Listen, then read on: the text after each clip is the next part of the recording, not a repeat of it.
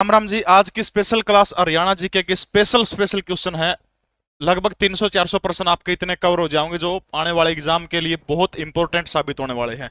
नू ना देखियो, प्रश्न पुराने ही इनमें नयापन भी आओगे। क्या चीज है, इसी सी चीज आओगी जो आपने कम पढ़ी होगी। ठीक है।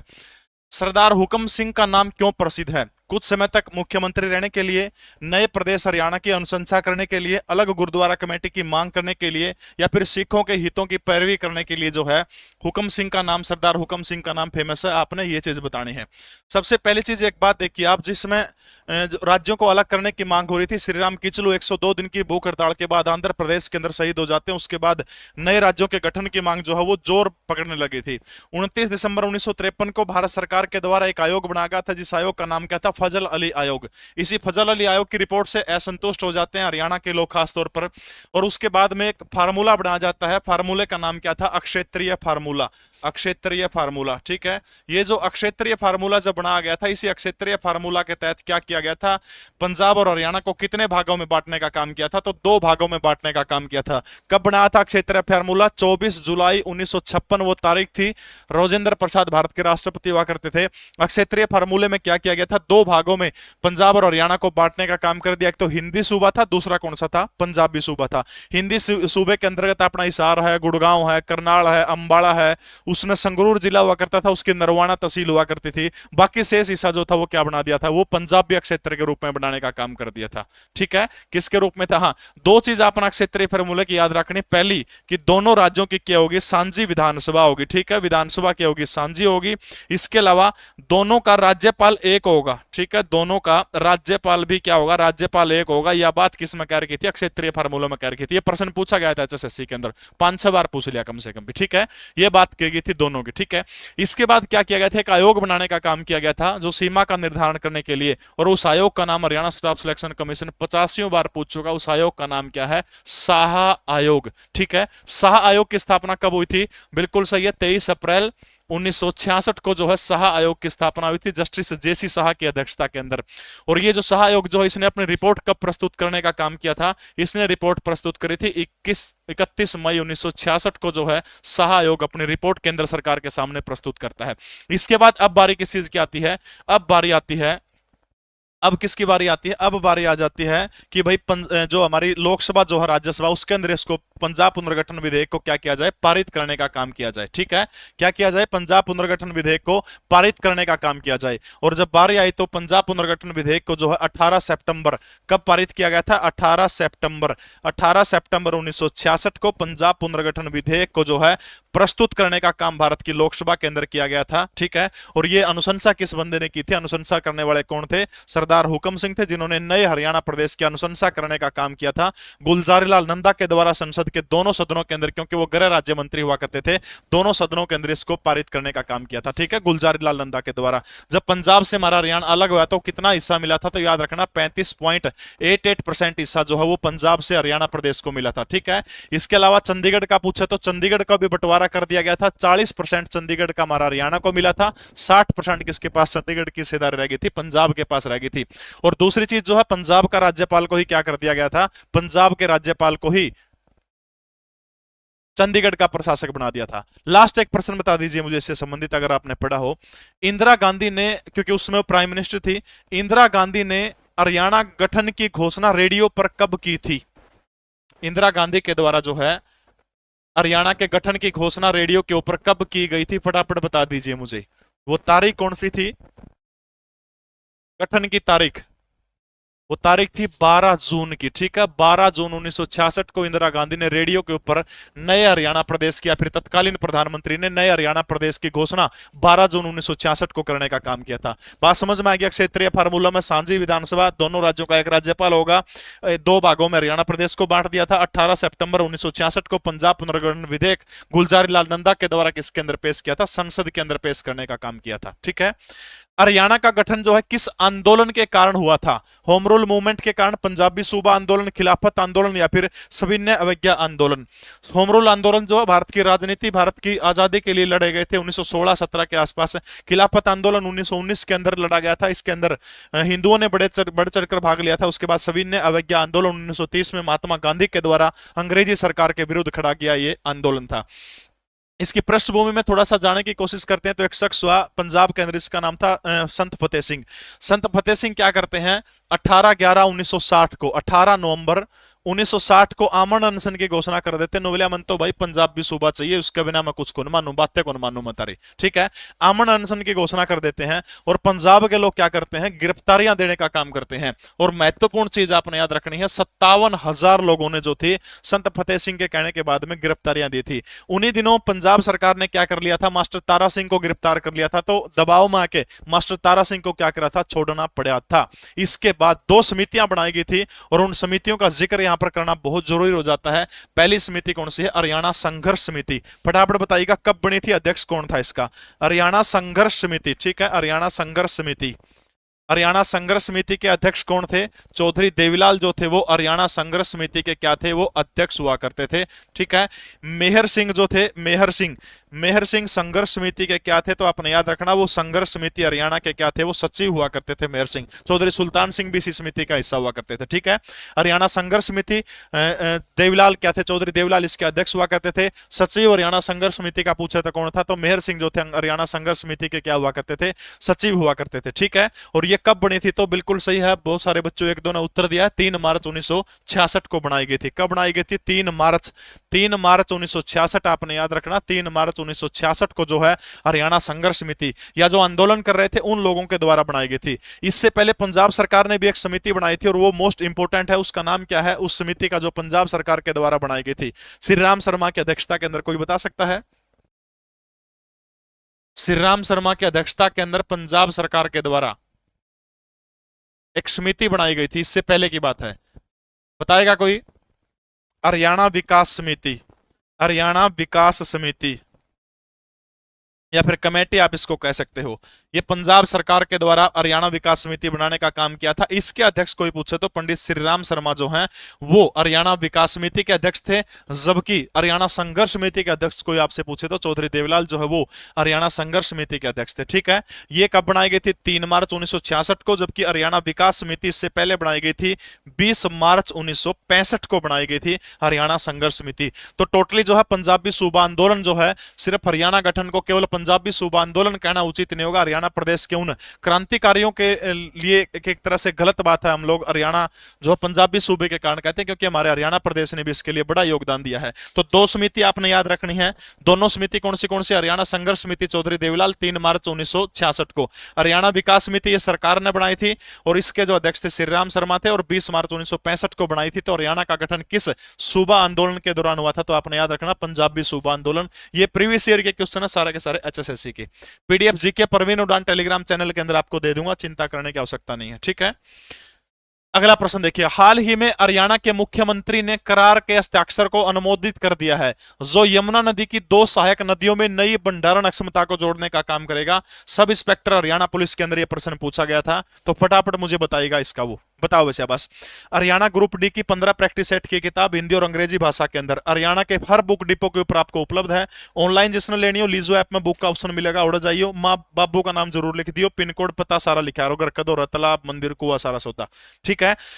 100 के 100 इसमें प्रैक्टिस सेट है, 1500 क्वेश्चन है इसके अंदर। बाकी हरियाणा करंट अफेयर 1 साल के बिंदु है। 65 नंबर जो प्लस प्लस सारे में ले लेगा, गारंटी है सिलेक्शन का करीब होगा वो बंदा। एक सवाल पूछूंगा, सवाल का सही जवाब देगा उसके घर पे किताब पहुंचा दी जाएगी। बताओ शाबाश भाई, स्पीड कम करो या ज्यादा करो, स्पीड के बारे में कह रहे हैं बच्चे, बताओ शाबाश भाई। सबसे पहले आ जाओ भाखड़ा बांध के ऊपर चर्चा करते हैं। प्रीवियस ईयर क्वेश्चन है और ये घूम घूम के ये इसी तरह के प्रश्न बहुत जाता हूं। भाखड़ा बांध आजादी से पहले इसकी जो थी नींव रखने का काम कर दिया था कि बनाना चाहिए इस तरह का बांध, लेकिन जो है खास तौर पर 1948 के अंदर जो है इसकी नींव रखी गई थी और 1963 के अंदर जाकर के पूरा हुआ था। बिलासपुर के राजा के साथ में किसने करार करवाने का काम किया था, तो बिलासपुर के राजा के साथ में जो है ये करार किसके द्वारा करवाया गया था, सर छोटूराम और बिलासपुर के राजा जो है उनके बीच में करार हुआ था इस तरह का, ठीक है। हिमाचल प्रदेश का बिलासपुर जो है, इसलिए आपने एक बात याद रखनी है कि इसका श्रेय किसको जाता है हरियाणा के अंदर, तो आपने याद रखना है एचएसएससी के अकॉर्डिंग जो है श्रेय किसको जाता है, चौधरी छोटूराम को जो है इसका क्या जाता है, श्रेय जाता है, ठीक है। किसको श्रेय जाता है, सर छोटूराम को इसको श्रेय जाता है। उद्घाटन इसका किसने किया था, भाखड़ा नांगल डैम का उद्घाटन जवाहरलाल नेहरू के द्वारा किया गया था और नेहरू ने एक बात कही थी कि पुनर्जीवित भारत का मंदिर, यानी किस बांध को पुनर्जीवित भारत का मंदिर, पुनर्जीवित, पुनर्जीवित भारत का मंदिर किसको कहा था जवाहरलाल नेहरू ने? तो याद रखना, भाखड़ा नैंगल डैम के उद्घाटन के समय जवाहरलाल नेहरू ने बात कही थी कि पुनर्जीवित भारत का मंदिर किसको कहा था? तो इसी भाखड़ा नैंगल डैम को पुनर्जीवित भारत का क्या कहा था? मंदिर कह के पुकारा था। किसके द्वारा? जवाहरलाल नेहरू के द्वारा। ठीक है। 1944 के अंदर सर छोटूराम और बिलासपुर के राजा के बीच में समझौता हुआ, 48 में काम शुरू हो जाता है, 1963 के अंदर ये काम क्या होता है? पूरा हो जाता है। अच्छा, इसका निर्माणकर्ता कोई आपसे पूछता है भाखड़ा नैंगल डैम का, तो लुईस डेन के द्वारा इसका निर्माण किया गया था। लुईस डेन, ठीक है, लुईस डेन। निर्माणकर्ता कौन है? लुईस डेन के द्वारा इसका क्या किया गया था? निर्माण किया गया था। इंदिरा गांधी बांध नहीं है, इंदिरा सागर बांध है, मध्य प्रदेश के अंदर पड़ता है। नदी का नाम कोई आपसे पूछता है तो नर्मदा नदी के ऊपर मध्य प्रदेश के अंदर इंदिरा सागर बांध है। किसाऊ और रेणुका परियोजना, गजब का प्रश्न है भाई। देखो, किसाऊ और रेणुका परियोजना, ये दो अलग अलग नदियों के ऊपर बसी हुई बनी हुई परियोजनाएं हैं। ठीक है। एक चीज आपने ध्यान रखनी है, एक प्रश्न आता है जैसे में कि किसाऊ परियोजना को राष्ट्रीय परियोजना का दर्जा कब दिया गया था? फटाफट कमेंट करके मुझे बताइएगा। किसाऊ परियोजना को राष्ट्रीय परियोजना का दर्जा कब दिया गया था? यमुना नदी की सहायक नदी है किसाऊ और रेणुका। ठीक है। तो राष्ट्रीय परियोजना का दर्जा कब देने का काम किया था? भाई किताब 130 से 140 रुपए की मैक्सिमम आपको बुक डिपो के ऊपर मिल जाएगी। ठीक है। बताइएगा सब, किसाऊ परियोजना को राष्ट्रीय दर्जा कब दिया गया था? ये जो किसाऊ परियोजना है, ये एशिया का दूसरा सबसे बड़ा बांध इसको कहा जाता है। ठीक है। एशिया का दूसरा सबसे बड़ा बांध, ठीक है, एशिया का दूसरा सबसे बड़ा बांध जो है, कौन सी परियोजना को कहा जाता है? किसाऊ परियोजना को। एशिया का क्या कहा जाता है? दूसरा सबसे बड़ा बांध किसको कहा जाता है? किसाऊ परियोजना को। बिल्कुल सही है। उत्तराखंड है, हिमाचल प्रदेश है, उत्तर प्रदेश है, राजस्थान है, हरियाणा है, ये सारे के सारे जो है इसके अंदर शामिल है। अच्छा, किसाऊ परियोजना के अंदर हरियाणा प्रदेश की हिस्सेदारी बताइए मुझे कितनी है? किसाऊ परियोजना के अंदर हरियाणा प्रदेश की हिस्सेदारी कितनी है? तो इस किसाऊ परियोजना के अंदर हरियाणा प्रदेश की हिस्सेदारी 47.8% हरियाणा प्रदेश की हिस्सेदारी है। किसाऊ और रेणुका दोनों अलग अलग नदियों के ऊपर बने हैं। सहायक नदी किसकी है? तो बिल्कुल सही है, यमुना की सहायक नदी है। किसाऊ परियोजना कोई आपसे पूछे तो कौन सी नदी के ऊपर है? टोन्स नदी के ऊपर है।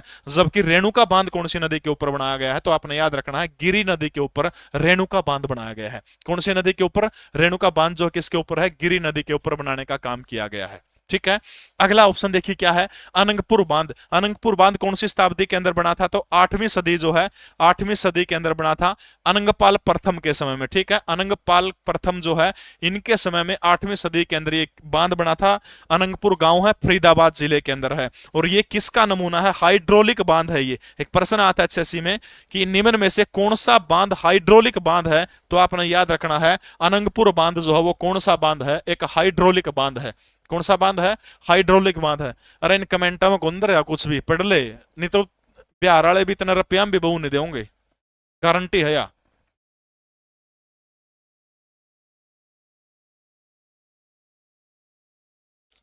ठीक है। तो वो कौन सी परियोजना है? किसाऊ और रेणुका बांध।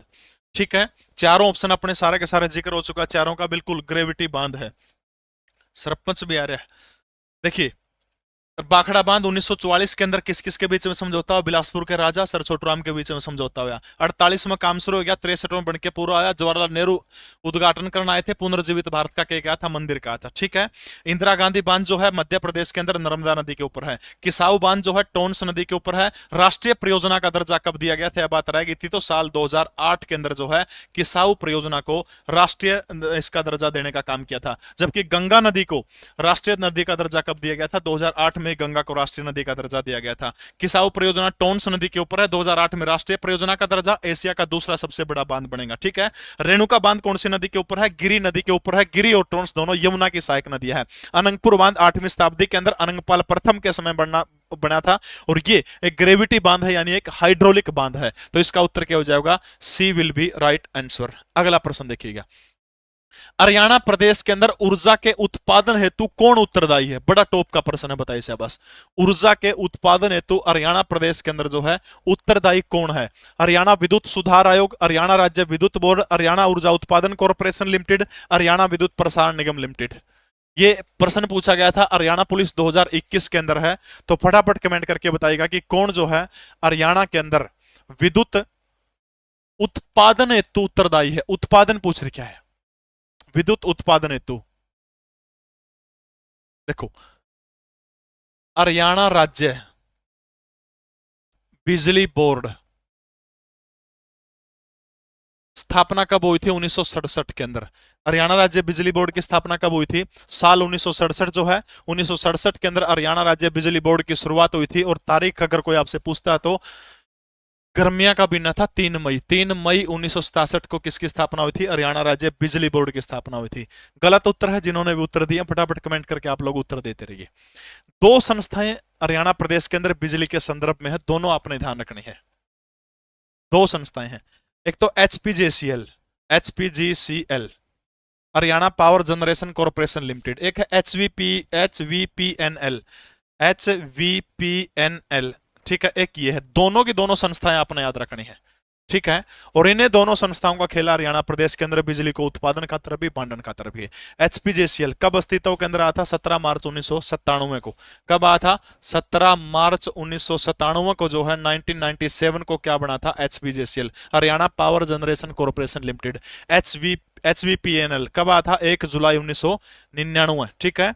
1 जुलाई 1999 को जो है 1 जुलाई 1999 को जो है क्या आया था? एचवीपीएनएल जो है अस्तित्व के अंदर आया था। अब देखो रहा समझन का सौदा के है। देखो समझन का सौदा के है रहा है, कोई गणी ही भड़क लेने की जरूरत नहीं अपने। बिजली का उत्पादन जो जैसे हमारा गांव में खेदर थर्मल पावर प्लांट में थर्मल है, उत्पादन कौन करा है? Haryana power generation corporation limited, HPJCL, ठीक है। उत्पादन करने का काम यो करता है। पुचाण का काम कौन करा है? बिजली पुचाण का काम कर रहा है हरियाणा विद्युत प्रसारण निगम लिमिटेड। एचवीपीएनएल के कर रहा है प्रसारण का काम कर रहा है। देखो दो तीन चीजें होगी, प्रसारण का काम कर रहा है, ठीक है, प्रसारण का। लेकिन बांटन का काम कौन कर रहा है? दक्षिण हरियाणा बिजली वितरण निगम और उत्तर हरियाणा बिजली वितरण निगम। बात समझ में आएगी? वहां बांटन का काम कर रहा है, ठीक है, बात समझ में आएगी। उत्पादन का काम एचपीजेसीएल कर रहा है, समझ में आएगी।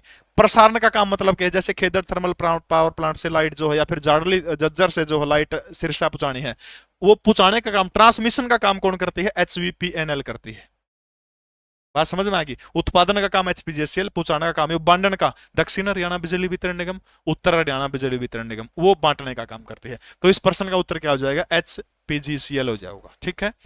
अगला प्रश्न आपकी स्क्रीन के ऊपर। बागड़ों का रूप देख के मेरे दिल पर चली आ रही, बागड़ों का रूप देख कर मेरे दिल पर चली आ रही रहा नामक प्रसिद्ध गीत कौन सी हरियाणवी फिल्म का है? ओहो हो, वो जमाना है गया। बागड़ों का रूप देख के मेरे दिल पर चली आ रही रहा, बताओ से बस। चमटा पलटा बेचन आ रही देसी लुहारी रहा, इस तरह की लाइन थी इस गीत की। गलत उत्तर है, गलत उत्तर, गलत उत्तर, गलत उत्तर, गलत उत्तर, गलत उत्तर। हरियाणा प्रदेश की पहली फिल्म कौन सी थी? धरती नामक फिल्म थी, 1968 के अंदर बनी थी, ठीक है। हरियाणवी भाषा में बनी पहली फिल्म, हरियाणवी भाषा में बनी पहली फिल्म अरफुल जाट जुलानी वाला, अरफुल जाट जुलानी वाला 1970 के अंदर हरियाणवी भाषा में बनी पहली फिल्म थी। निर्माता कौन थे इसके? देवी शंकर प्रभाकर। कौन थे निर्माता? देवी शंकर प्रभाकर। इसका मतलब क्या है? हरियाणवी फिल्मों के पहले निर्माता हम लोग किसको कह सकते हैं? देवी शंकर प्रभाकर को कह सकते हैं। ए छोरियो रहने दो तुम्हें, वो एक सरपंची का इलेक्शन होने लग रहा था गांव में, होने तो पहले एक जना ने बोलिया भाई सरपंची में खड़े है जो 5-10 लोग आड़े थे उन दो भी गया बोलिया अरे मैं सरपंच का इलेक्शन लड़ूं, बोले अब एक काम कर लड़ ले फिर तो हमारा पर गया आदमी तो बोले माल्टा मुल्टा पौवा पौवा दे दिए। बोले लुगाइया ने एक काम कर इन्ना बोले हरिद्वार नु आए लाइए, अरे इन तीनों करिए सासुआ ने न्यारी ले जी और बउआ ने न्यारी ले जी। बोले यू काम ठीक से आदमिया लग तो माल्टा मुल्टा देसी सौदा दे दिया।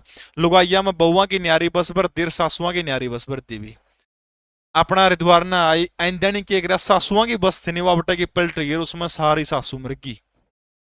बहु रो भी दुआ इतने मैंने क्या आगे बैठी पाइए जुमानू को सूत्र डाल बोले मैंने तो सूते भी नहीं ठाया कर दी जुमानू जब पकड़िया का उछड़ने हो रही। एक दो बूढ़ा था बोले बेटी के मैंने बात है वो तो गई जोन से गई बाग का काम संभाल लेता मैं किम बात नहीं। वो चुप होगी बेचारे भी, एक जोनी जब पक सूती रहो और जुमानू जब पक भूंडी डाल रोज मां सांपे ले लेगा जमा। बूढ़ा बोले बेटी सारी चुभेगी तो क्या तर रहा है। बोले दादा मैं जाता रहूं मैं मेराली ना घर बोल आई। वहाँ सारी मरली बोले मेराली ना मैं घर बोल आई। ए बोली छोरियो। हरियाणा की पहली फिल्म धरती 1968 के अंदर बनी, हरियाणवी भाषा में बनी पहली फिल्म और फुल जाट जुलानी वाला साल 1970 के अंदर। निर्माता देवी शंकर प्रभाकर। इसलिए आपने एक बात याद रखनी है कि देवी शंकर प्रभाकर जो है हरियाणा का पहला फिल्म निर्माता। आपसे कोई पूछे तो कौन है, वो देवी शंकर प्रभाकर है। बात समझ में आ गई? बहुत अच्छे भाई, बस ये है, बहुत अच्छे। लाडो फिल्म कद रिलीज हुई थी, फटाफट बताओ भाई। लाडो, लाडो किसके निर्देशन में हुई थी? अश्वनी चौधरी। अश्वनी चौधरी जो है लाडो फिल्म साल 2000 के अंदर रिलीज हुई थी। और राष्ट्रीय पुरस्कार जीतने वाली हरियाणा की पहली फिल्म थी। इंदिरा गांधी राष्ट्रीय पुरस्कार इसको मिला था, ठीक है। राष्ट्रीय पुरस्कार जीतने वाली हरियाणा प्रदेश की पहली फिल्म कौन सी थी? तो लाडो थी। साल 2000 के अंदर रिलीज हुई थी। और इसका निर्देशक कह लो, अब निर्माता कह लो, कौन था? अश्वनी चौधरी था। इंदिरा गांधी राष्ट्रीय पुरस्कार जीतने वाली पहली फिल्म कौन सी थी? लाडो थी। अगली फिल्म देखो कौन सी है? बहू रानी। साल कद है 1982 के अंदर जो है बहू रानी फिल्म रिलीज हुई थी। खास बात क्या है, हरियाणा की पहली फिल्म जो सबसे, हरियाणा की सबसे सफल फिल्म कह सकते हो आप। हरियाणा की सबसे पहली सफल फिल्म कोई आपसे पूछता तो वो कौन सी थी? बहू रानी थी। हरियाणा की सबसे पहली सफल फिल्म कौन सी है? बहू रानी है, ठीक है। हाँ, इसका निर्माता कौन है? अरविंद स्वामी। इसका निर्माता कौन है? अरविंद स्वामी जो है बहू रानी फिल्म का निर्माता है। अरे यह आगी मारी चंद्रावल के गजब की है। राम राम भाई कापड़ वाले। Chandrawal film 1984 super duper hit film. Super duper hit film 1984। Sholay का भी रिकॉर्ड तोड़ दिया था। निर्माता कौन है? देवी शंकर प्रभाकर है। पगड़ी द ओनर, टटाटा, गजब की है भाई पगड़ी द ओनर। ये फिल्म जो है 2 बार राष्ट्रीय पुरस्कार जीतने वाली हरियाणा की एकमात्र फिल्म कौन सी है? पगड़ी द ओनर। 2 बार राष्ट्रीय फिल्म जीतने वाली फिल्म कौन सी है? पगड़ी द ओनर जो है, जिसने 2 बार राष्ट्रीय पुरस्कार जीतने का काम कराया था। और ये जो गाना जो है, बागड़ों का रूप देख के मेरे दिल पर चली आ रही रहे। ओहो हो, बोले बागड़ों का दिल चिमटा पलटा बेचन वाली देसी लुहारी रहे। मेरे शब्द को नहीं भाई, यहीं से एक शब्द है। गुरुजी मैं बहुत तंग कर रखा हूं, शरारती लड़कों ने गुराते हैं। हाँ, हिंदी की क्लास तड़का 5 बजे माननीय अभिमन्यु शास्त्री की है। ये गीत कौन सी फिल्म का है? बहू रानी फिल्म का गीत है ये। अगला प्रश्न आपकी स्क्रीन के ऊपर। आर्कियोलॉजिकल सर्वे ऑफ इंडिया द्वारा हरियाणा के कितने स्मारकों को सुरक्षित करने का काम किया गया? बताइए शाबाश। आर्कियोलॉजिकल सर्वे ऑफ इंडिया के द्वारा हरियाणा प्रदेश की कितनी इमारतों को संरक्षित करने का काम किया गया? 23, 22, 11, 24। फटाफट बताओ भाई, हरियाणा प्रदेश की कितनी इमारतें जो थी वो आर्कियोलॉजिकल इंडिया के द्वारा क्या की गई है? सुरक्षित करने का काम किया गया है। बहुत बढ़िया शाबाश। 23, 22, 11, 24। वेरी गुड, बहुत अच्छे, शाबाश। हमारे स्कूल में जरा मेरी ड्यूटी है ये कुनियारे टैब टूबर है। सारे लोक लाख तुड़वा कर मैं तो के कहूं भाई, इसी चीज देखा बस भूडा काम हो रहा। बोले अंग्रेजी मजबूत करा बता, मैं तो अंग्रेजी सीख लो तो देख ही जाओगे। मैं सुरक्षित इमारत हरियाणा की कितनी? 23। हिंदी की क्लास कल 5 बजे लगेगी भाई। अपना ओका अपनी मरोड़ लकोक्ति का अर्थ क्या है? जमा देसी सवाल बताओ वैसे बस। अपना ओकार अपनी मरोड़, इस लकोक्ति का अर्थ क्या बताना है? दूसरों के भरोसे सफलता मिलना, मेहनत के अनुसार फल मिलना, संपन्नता के चलते स्वाभिमान होना और अपना भोजन स्वयं प्राप्त करना। जमाए देसी सौदा बताओ शाबाश। अपना ओका अपनी मरोड़, बहुत बढ़िया बताओ शाबाश।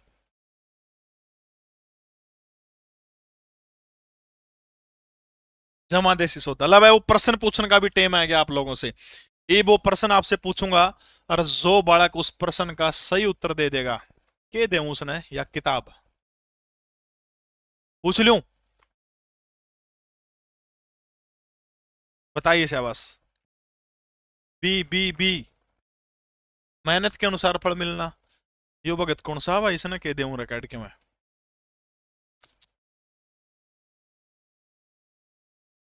और सोच, दोबारा सोच बेटा।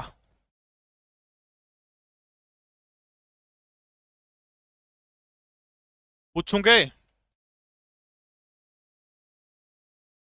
चलो भाई प्रश्न पूछता हूं आपसे।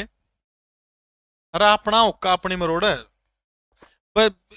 नू ला लो जुकर भाई, जिसका एक तो छोरा ब्याह हो रहा है, कुआरा हो रहा है, ब्याह वाला की तो न्यारी है मरोड़ है। कुआरा तो बेचारा धक्के खांदा अंडा का, सीधी सी बात है मेरे यार, या भी कि मैं वो करने की चीज है। संपन्नता के चलते स्वाभिमान होना, पर अंडा आदमी तो जगह जगह धक्के खांदा अंडा का बेचारा। है कि समझ में? अब आप लोगों से वो प्रश्न पूछूंगा, अगर आप उस प्रश्न का सही उत्तर देते हैं तो हरियाणा ग्रुप डी की 15 प्रैक्टिस सेट की किताब, हिंदी अंग्रेजी दोनों भाषाओं के अंदर एक साल का मुख्य मुख्य current affair, solution math reasoning का दिया गया है। पूछ लूं? चलो भाई, प्रश्न स्क्रीन के ऊपर नहीं है, डायरेक्ट पूछू हूं। किताब ये मिलेगी आप बुक डिपो पर किसी भी दुकानदार ने जाके कह दिए group D 15 practice set order मिल जाएगी। नहीं मिले तो लीजो ऐप के ऊपर जाओ, आप बुक का ऑप्शन मिलेगा, उड़ता ले लियो। ये मैंने प्रश्न पूछ लेने दे।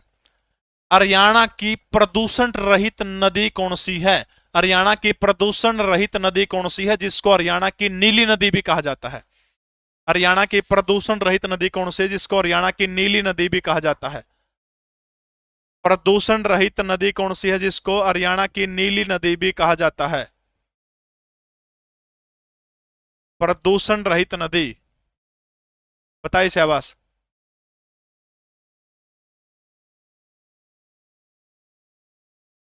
बताइए शाबाश, बहुत अच्छे भाई। हरियाणा की नीली नदी जिसको प्रदूषण रहित नदी भी कहा जाता है। गलत उत्तर है, गलत उत्तर है, गलत उत्तर है, गलत उत्तर है। यमुना प्रदूषण रहित नदी का और अलग दर्शरम कर लियो। सब तक अनाडंगा तो यमुना में पाया जाओ है। चलो, जोन सा रह गया वो आगाव कर लियो। यमुना नहीं है, बेगना नहीं है, गग्गर भी नहीं है, गग्गर तो बरसाती नदी है।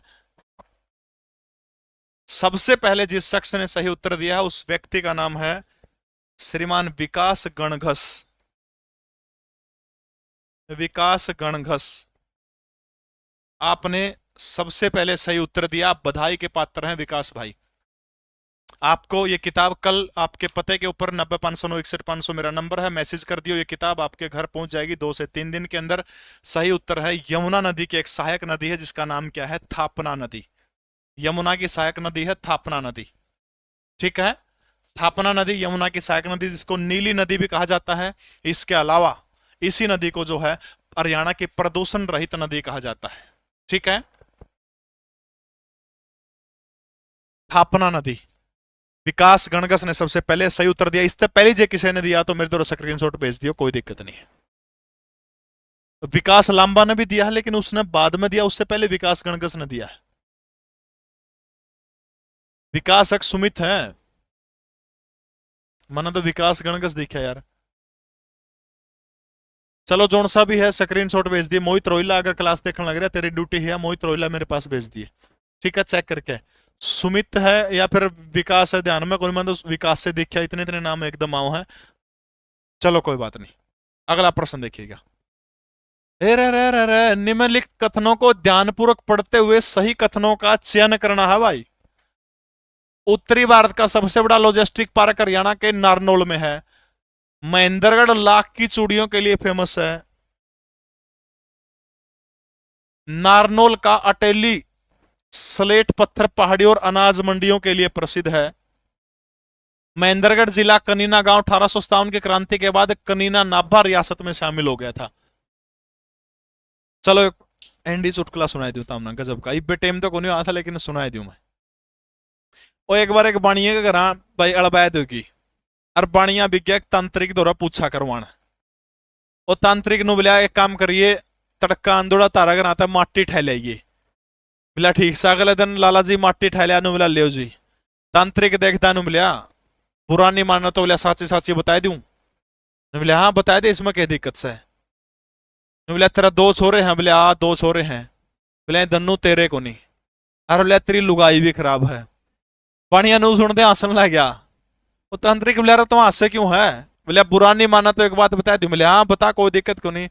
बोले मैं तोड़ तोड़ा मैं माटी तारा घर आता ठह लिया था। चलिए शाबाश। उत्तरी भारत का सबसे बड़ा लॉजिस्टिक पार्क नारनौल के अंदर है। हरियाणा महेंद्रगढ़ लाख की चूड़ियों खातर फेमस है, बिल्कुल सही बात है यार।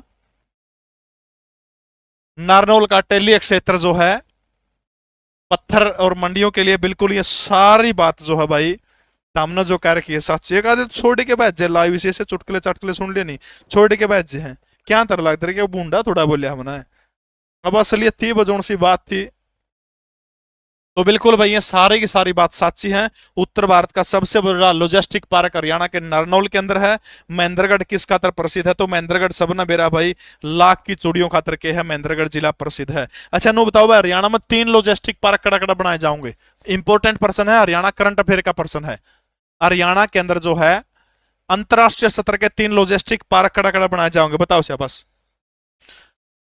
लबर लाडलियो सारे कमेंट कर दो। अरे 1200 हो गए, 1300-1400 तो कर दो यार, स्वाद सा आओ पढ़े देने जमा यार, करो शाबाश। देखो भाई बताओ शाबाश, अंतरराष्ट्रीय स्तर के कितने लॉजिस्टिक पार्क हरियाणा प्रदेश के अंदर बनाए जाओगे? अंतरराष्ट्रीय स्तर के 3। अंतरराष्ट्रीय स्तर के लॉजिस्टिक पार्क हरियाणा में कितने बनाए जाओगे? 3 बनाए जाओगे।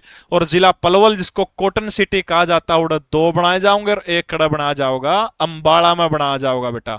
तो टोटल कितने हो गए? 3 हो गए भाई। ठीक है, कितने हो गए? तो टोटल कितने पार्क बनाए जाओगे? जो अंतरराष्ट्रीय जो लॉजिस्टिक पार्क है हरियाणा प्रदेश के अंदर कितने बनाए जाओगे? 3 बनाने का काम किया जाएगा। ठीक है, किसके तहत बनाए जाओगे? तो परियोजना का नाम याद रखना, भारतमाला परियोजना। कौन सी परियोजना के तहत बनाए जाओगे? तो याद रखना है भारतमाला परियोजना के तहत जो है 3 मल्टी मॉडल अंतरराष्ट्रीय स्तर के लॉजिस्टिक पार्क बनाने का काम किया जाएगा। 2 तो पलवल में बनाए जाओगे और 1 कड़ा बनाया जाएगा, 1 हरियाणा के अंबाला जिले के अंदर बनाया जाएगा। जो दादरी मुंबई कॉरिडोर जो है उसके तहत के है ढुलाईकरण खातर, माल बेचन खातर जो है यो सिस्टम किया जाएगा। बात समझ में आएगी? अच्छा, एक multi modal logistic park Haryana में कड़ा बनाया जाएगा, बताओ बस भाई। जिसका भी सही उत्तर था, मोहित रोहिला शायद मुझे क्लास में नहीं दिख रहा आज, आपकी ड्यूटी है बाद में देख के मुझे बता देना, चेक करके, कोई दिक्कत नहीं। अमित अगर आपने पहले उत्तर दिया तो आपको बुक मिल जाएगी। मेरे लिए सारे बालक बराबर, सारे मेरे हो। अरे मतलब मेरे लिए समझ यार, उल्टा ना सोचो था मैं। Multi modal logistic park, multi modal logistic park Haryana के अंदर कहां बनाया जाएगा? अरे सुमित गणगस था लास्ट में, गणगस था, नो मेरे ध्यान में कौन। ठीक है, मल्टी मॉडल लॉजिस्टिक पार्क कड़ा बनाया जाएगा? ये हरियाणा के हिसार जिले के अंदर बनाया जाएगा। और कितनी भूमि में? 3000 किले में बनाया जाएगा भाई। जी के परवीन उड़ान टेलीग्राम चैनल में पीडीएफ दे दूंगा, टेंशन चिंता मुक्ति रहो, परेशानी ना लिया करो, जिंदगी में भड़क ना लिया करो। मैम में बुक मिल जाओगी, निरोधक में मिल जाओगी, नहीं यार लीजो ऐप के ऊपर जा, बुक के ऊपर मार बाय नाउ करते हो जाओगे, टेंशन ना ले। कोई नहीं, जिसका सही उत्तर दे दूंगा। वैश्विक स्तर के ऊपर गीता जयंती महोत्सव कब प्रारंभ किया? वैश्विक स्तर के ऊपर गीता जयंती महोत्सव को प्रारंभ कब किया गया था? साल 2015 से, साल 2016 से, या फिर साल 2017 से, या फिर 18 से करने का काम किया था?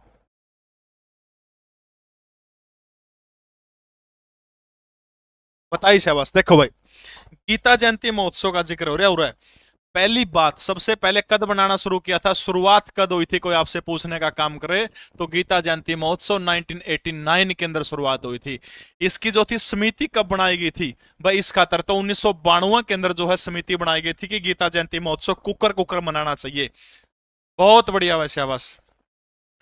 अच्छा, समिति बन गई, इसके बाद जो है इसको राष्ट्रीय स्तर के ऊपर, इबे तो शुरुआत कर लो राज्य स्तर के ऊपर, इब आओगा राष्ट्रीय स्तर के ऊपर। टॉपिक है नमेट दूंगा, 2 मिनट जुड़े रहोगे जमा सारा सौदा अटके। गीता जयंती पढ़ने की जरूरत नहीं पड़ेगी, सारा इबे करवा। 98 में शुरुआत, 98 में शुरुआत, 2002 में राष्ट्रीय स्तर के ऊपर शुरुआत हुई थी। और अंतरराष्ट्रीय स्तर के ऊपर ताऊ खट्टर दिन मिला भाई मैं बाहर जाऊंगा, और यह करती थी 2016 में। लेकिन पहली बार जो है अंतरराष्ट्रीय स्तर के ऊपर मनाने का काम कड़ा मनाया गया था। पहली बार यह मनाया गया था फरवरी का महीना में, मीठा मीठा जाटा पड़ा था, और मॉरिशस के अंदर मनाया गया था। कड़ा मनाया गया था मॉरिशस के अंदर फरवरी में। अब फिर इनका देखम देख अंग्रेज ने बोले मारा भी जिक्र है, तब बोले मारा भी करवाए थे। और फिर क्या कर, फिर अगस्त 2019 में यू समारोह कड़ा आयोजित करवाया गया, इंग्लैंड के लंदन शहर में आयोजित करवाया गया। बात समझ में आएगी उरतर? ये चेक करना भाई। फरवरी में मॉरिशस 2019 की बात है या भाई, फरवरी 2019 में घोषणा अंतरराष्ट्रीय सत्र की 2016 में कर दी थी ताऊ ने, लेकिन ये फरवरी 2019 के अंदर मॉरिशस के अंदर मनाया गया और अगस्त में कड़ा बना दिया, इंग्लैंड के अंदर मनाने का काम किया। 2022 यानी नो पूछ लेनी, भारत से बाहर पहली बार कड़ा मनाया गया 2019 मॉरिशस में। गणिये किताबों में 17 में इंग्लैंड दिया पाओगा, इंग्लैंड वाले उस टाइम पर नेट गए थे, 19 में मैंने, ठीक है। 2022 में कड़ा मनाया गया, कनाडा का शहर कौन सा है, टोरंटो शहर है कनाडा का, उरे मनाया गया। सबसे पहले गीता जयंती पार्क विदेशों में कड़ा बनाया गया, तो याद रख लियो कनाडा के अंदर मनाया गया है, ठीक है। इसके अलावा 2022 का तो गीता जयंती महोत्सव जो था कनाडा में मनाया गया, ठीक है। इसमें सहभागी राज्य कौन सा था, सहभागी राज्य कौन सा था इसमें, तो याद रखना मध्य प्रदेश इसमें सहभागी राज्य था। और देश की कोई आपसे बात पूछे तो सहभागी देश कौन सा था, नेपाल और मध्य प्रदेश दोनों आपने याद रखने हैं, ठीक है। नेपाल और मध्य प्रदेश। 22 का कनाडा, 23 का ऑस्ट्रेलिया में मनाया जाएगा अंतरराष्ट्रीय महोत्सव, ठीक है। सही कहो, एक बार MS खटखड़ की बात मान लो, एक बार सारा के सारे इस वीडियो ने शेयर कर दो, लाइक करते हो और शेयर कर दो एक बार। खुराक के या हमारे खातर तो यार जितने ज्यादा लाइव देखा उतने जोश तड़का 4 बजे उठ लूंगा क्लास बनाने खातर यार, 1500 ठोक दो आज, कर दो लाइक से बस, ठीक है। बात समझ में आएगी। सहभागी देश नेपाल है 22 में, और सहभागी राज्य कौन सा है, मध्य प्रदेश है 22 में। बात समझ में आएगी। सहभागी राज्य मध्य प्रदेश, देश कोई पूछे तो नेपाल। और 23 में अप्रैल के महीने में मनाया गया, कड़ा मनाया गया था, तो यो मनाने का काम कड़ा कराया गया था, ऑस्ट्रेलिया शहर के अंदर कराया गया था, ठीक है। तो इसमें देखो भाई, गीता जयंती महोत्सव साल 2016 के अंदर घोषणा हुई थी इस चीज की, ठीक है। लेकिन वैश्विक स्तर के ऊपर प्रारंभ पूछ रखा कद होया है, तो प्रारंभ ये होया है साल 2017 में। अलग अलग प्रश्न बन गए। और वैश्विक स्तर के ऊपर घोषणा आपसे प्रश्न पूछने का काम करता है, तो घोषणा साल 2016 के अंदर हुई थी, लेकिन जो है महोत्सव प्रारंभ किया गया था या को प्रयास आरंभ कर दिए गए थे, तो वो 2017 से कर दिए गए थे। ऑप्शन देख के अपना उत्तर देने का काम करना है। बात समझ में आ गई। इंग्लैंड में ऊपर देख लो, हाँ बताओ कि मैं उल्टी उल्टी बात करा बेटा। विश्व बैंक के लॉजिस्टिक प्रदर्शन सूचकांक में 2023 में भारत को कौन सा स्थान मिला? नेशनल करंट अफेयर के 6 से 7% ग्रुप डी में आपको देखने को मिलेंगे। बताओ शाबाश। विश्व बैंक के लॉजिस्टिक प्रदर्शन सूचकांक 2023 में भारत को कौन सा स्थान मिला? 35वां, 38वां, 43वां या फिर 46, 46वां स्थान मिला है? फटाफट बताने का काम करिए, तब तक मैं 2-4 सूचकांक हिंदुस्तान के संबंधित और लिख देता हूं। एशिया पावर इंडेक्स में बताओ शाबाश कौन सा स्थान मिला? गलत उत्तर है बेटा तेरा Mohit. Asia power index, Asia power index में भारत का स्थान कौन सा है? एशिया पावर इंडेक्स में भारत का स्थान बताओ कौन सा है?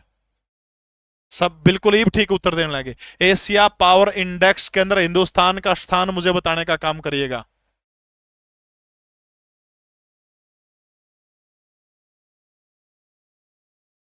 ग्लोबल फायर पावर, ये जहां तक लिखवाया मैंने इनमें भारत जमा टॉप में चल रहा, जमा टॉप में। यो सही है, इसका उत्तर है मैंने ला दिया 38 में। एशिया पावर इंडेक्स में, एशिया में पावर का मामला में, ग्लोबल फायर पावर का मामला में भारत का स्थान फटाफट मुझे कमेंट करके बताने का काम करिए।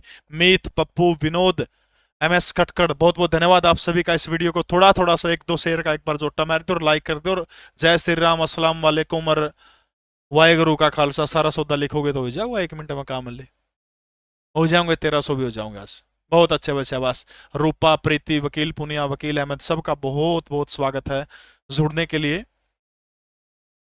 खुशहाली सूचकांक में बताओ से बस, खुशहाली सूचकांक, खुशहाली सूचकांक में भारत का स्थान। ये पूछे गए थे सूचकांक जो देख रहा हूं, बोर होंदे टाल करती हूँ भाई। खुशहाली सूचकांक के अंदर भारत का स्थान, खुशहाली एक मोस्ट इंपोर्टेंट सूचकांक वो है मानव विकास सूचकांक, मानव विकास सूचकांक। मानव विकास सूचकांक 132वां नंबर है। खुशहाली सूचकांक में 126वां नंबर है। एशिया पावर इंडेक्स और ग्लोबल फायर के अंदर चौथा नंबर है भारत का इन दोनों में चौथा नंबर है। मानव विकास सूचकांक में 132वां नंबर है। और भाई खुशहाली सूचकांक में पूछा तो 126वां नंबर है। और लॉजिस्टिक प्रदर्शन सूचकांक के अंदर भारत का नंबर कौन सा है? 38वां नंबर है। ये चारों पांचों इंडेक्स याद कर लियो, तड़का और करा देंगे। हाल ही में 76वीं विश्व स्वास्थ्य सभा का आयोजन कहां पर हुआ है? नरेंद्र दामोदर दास मोदी भारत के माननीय प्रधानमंत्री इसके अंदर शामिल होने के लिए गए थे। फटाफट बताइएगा शाबाश कि जो है हाल ही में 76वीं विश्व स्वास्थ्य सभा का आयोजन कहां पर किया गया था?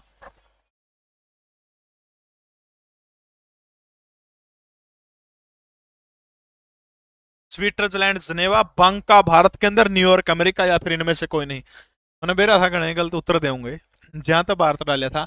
और अंकल जी जिनेवा में वहा ही गड़ो, स्विट्जरलैंड के जिनेवा के अंदर ही यह कार्यक्रम होता है। विश्व स्वास्थ्य सभा का आयोजन पूरा किया गया था भारत की तरफ से।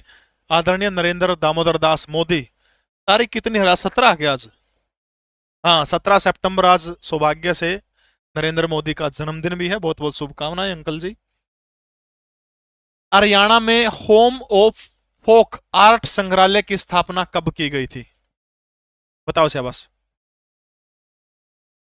प्रिया, कविता, रितिका यादव, संयम, आरबी, सोर्ट्स, नेहा, अमित, विकास लांबा, विकास सरोया, स्नेहा, संपत सिंह, बहुत बहुत स्वागत है आप सभी का। हरियाणा में होम आर्ट फोक आर्ट संग्रहालय की स्थापना।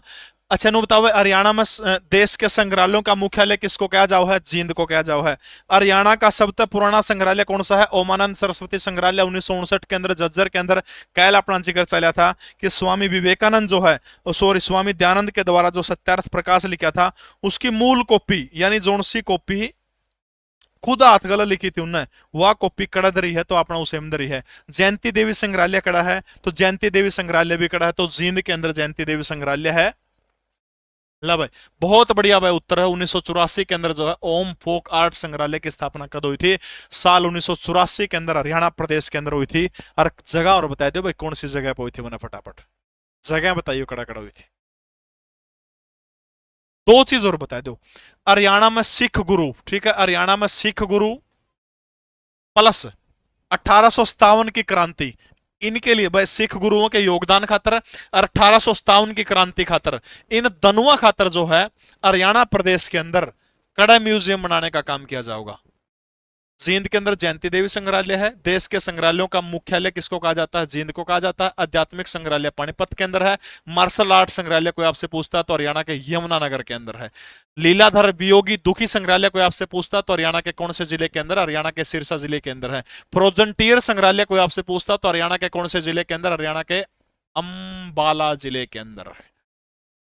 ट्रांसपोर्ट हेरिटेज संग्रहालय कड़ा है, बताओ शाबाश। ट्रांसपोर्ट हेरिटेज संग्रहालय, ट्रांसपोर्ट हेरिटेज संग्रहालय हरियाणा के कौन से जिले के अंदर है? कड़ा पड़ा है, बताओ शाबाश। ट्रांसपोर्ट हेरिटेज संग्रहालय सिख गुरुओं का 1857 की क्रांति के योगदान दर्शाने के लिए हरियाणा के कुरुक्षेत्र के अंदर म्यूजियम बनाया जाएगा।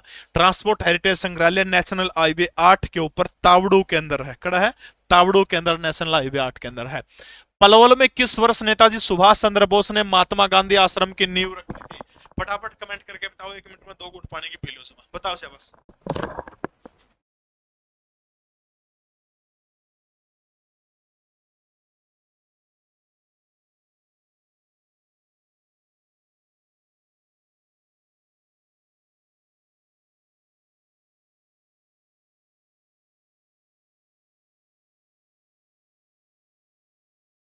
बहुत बढ़िया भाई शाबाश। अर्जुन सिंह 1937 गलत है। के का और हम पाछा तक केवल बात छिड़ गए।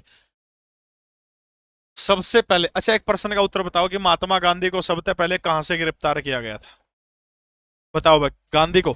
थोड़ी देर में टाइम तो कौन बताऊं, नहीं तो बैठ जाओगे। तो मैं थोड़ी देर बाद आपसे एक प्रश्न और पूछूंगा और जो उस प्रश्न का सही उत्तर देगा उसके घर हरियाणा ग्रुप डी की 15 प्रैक्टिस सेट की किताब पहुंचा दी जाएगी। नेताजी सुभाष चंद्र बोस एमिली से बेहद प्यार करते थे। इनकी पत्नी थी एमिली। एक स्टोरी मैंने सुना रखी है, कभी टेलीग्राम में ग्रुप शेयर कर दूंगा, आप लोग देख लियो। रेवाड़ी तक हुआ, गांधी को रेवाड़ी तक गिरफ्तार किया गया था। कड़े लठ ले रहे आगे यो इसलक दे देनु को बोले रेवाड़ी तक एक जना नुको हिसार तक गिरफ्तार किया था गांधी 1935 1968। देखो भाई यह तारीख थी 2 अक्टूबर को, गांधी जयंती के उपलक्ष्य में, साल थे 1938। नेताजी सुभाष चंद्र बोस खड़ा पहुंच गए, पलवल के अंदर आ गए। और पलवल आने के बाद नेताजी सुभाष चंद्र बोस, क्योंकि इसी पलवल से, अरे उस गांव का नाम बताए दो, 10 अप्रैल 1919 को पलवल स्टेशन से गिरफ्तार नहीं किया गया था। एक गांव का नाम, उस गांव का नाम बताओ जिस गांव से महात्मा गांधी को गिरफ्तार किया गया था। एक्चुअल स्टेशन कौन सा था? पलवल तो जिला हो गया, गांव बताओ कौन सा था गांव? एपी गर्ल बोर्ड सूत्रा कौन दिक्कत छोरी तड़का, मैं भी कौन सूत्रा देखूं ना बेटा, इस चीज का इलाज क्या है? 1,95,000 बोर्ड पर ले रखे हैं। काम, वेरी गुड भाई, जसराम चौहान, सैल्यूट है आपको, इतनी डीप नॉलेज। जसराम चौहान, बहुत बहुत बधाई के पात्र। आप सबसे पहले सही उत्तर दिया है। वो गांव कौन सा था? वो गांव पलवल जिले का असावटी रेलवे स्टेशन था। वो असावटी रेलवे स्टेशन, असावटी रेलवे स्टेशन से महात्मा गांधी को गिरफ्तार किया गया था। तारीख थी 10 अप्रैल। ये फिर एक जना इशार कवा है, एक जना उडल कवा है, एक जना खरकड़ा कवा है। वो गांव कौन सा था? असावटी रेलवे स्टेशन, असावटी गांव का रेलवे स्टेशन, जिला पलवल। 10 अप्रैल 1919 को महात्मा गांधी की गिरफ्तारी हुई थी और नेताजी सुभाष चंद्र बोस ने आकर के यहाँ क्या रखी थी? गांधी आश्रम की नींव रखने का काम किया था। समझ में आएगी बात? इसी असावटी गांव के अंदर मैंने पढ़ा है कहीं कि गांधी घर बनाया गया है, उन यादों को सहेजने का काम किया गया। और इस गांधी घर संग्रहालय का उद्घाटन करने भारत के तत्कालीन राष्ट्रपति डॉक्टर राजेंद्र प्रसाद आए थे। ठीक है, डॉक्टर राजेंद्र प्रसाद जो है उसी गांधी घर का उद्घाटन करने के लिए असावटी गांव आए थे, ऐसा मैंने कहीं पढ़ा है।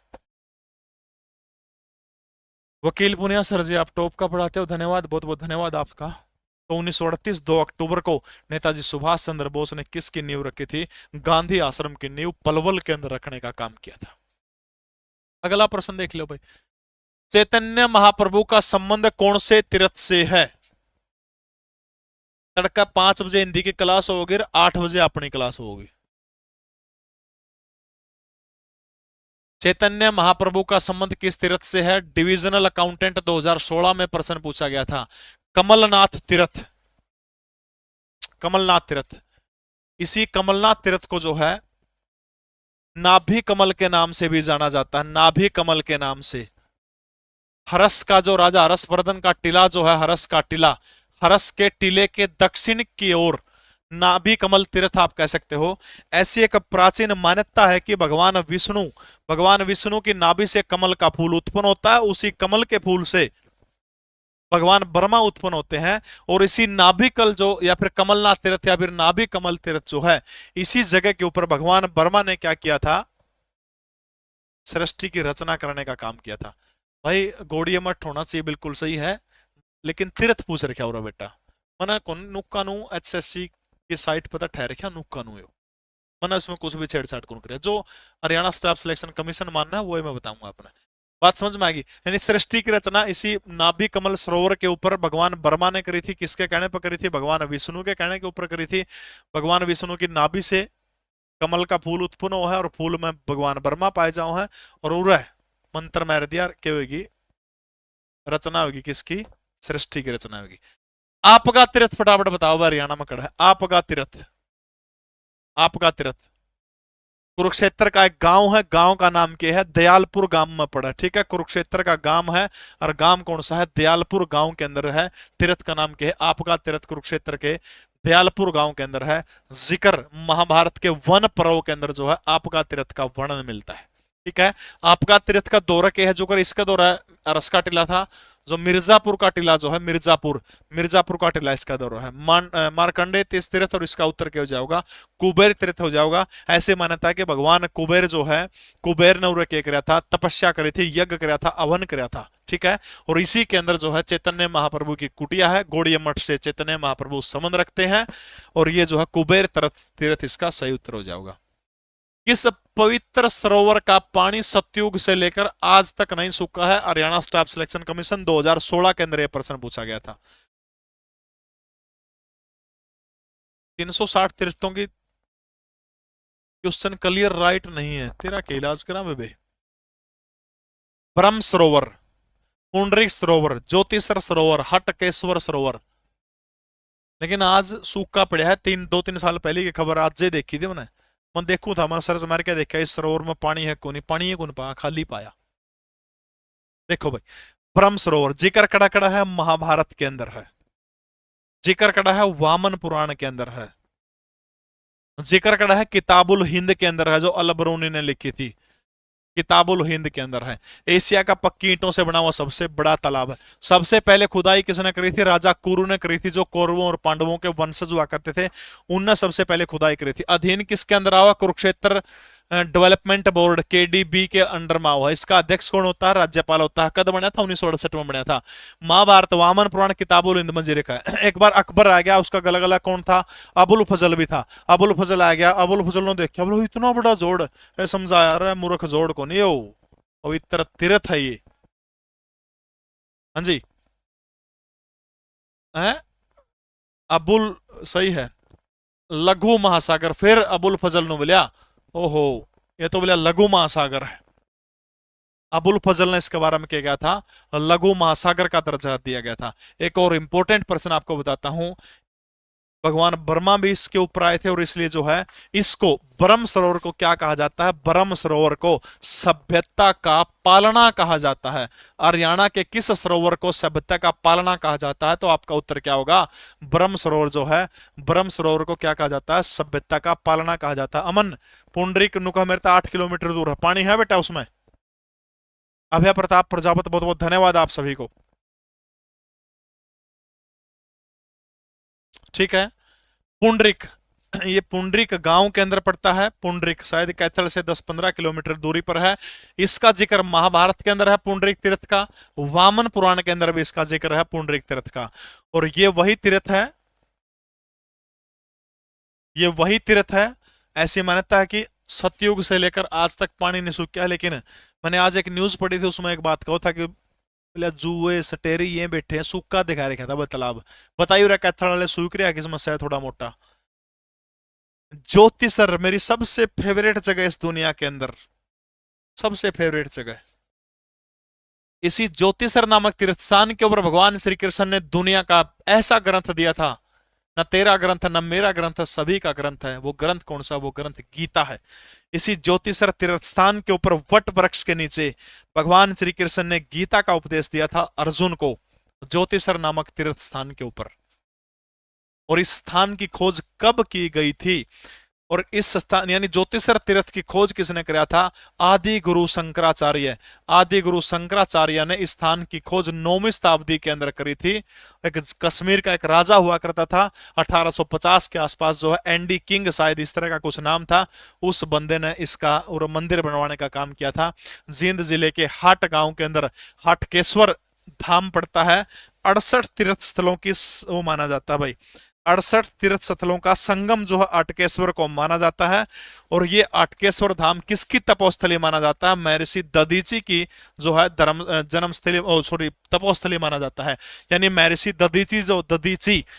दधीची ने जो है कड़ा तपस्या करी थी। ऐसी मान्यता है कि अटकेश्वर जींद के अंदर जो थी महर्षि दधीची ने तपस्या करी थी। इंद्र भगवान बिग्या जाके बोलिया गुरु जी एक राक्षस मारना है, आप ना हड्डी देनी पड़ेगी, आपकी हड्डी वज्र तभी मजबूत है, अरे ना हड्डियां गला मर सका है।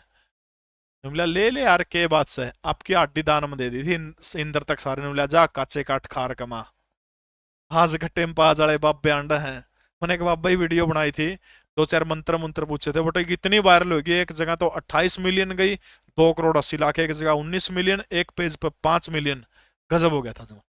हड्डी दे दी, ले जे काचे काट। तो इस प्रश्न का सही उत्तर पुंडरीक सरोवर। ऐसी मान्यता है कि पुंडरीक सरोवर के अंदर जो है पानी आज भी है।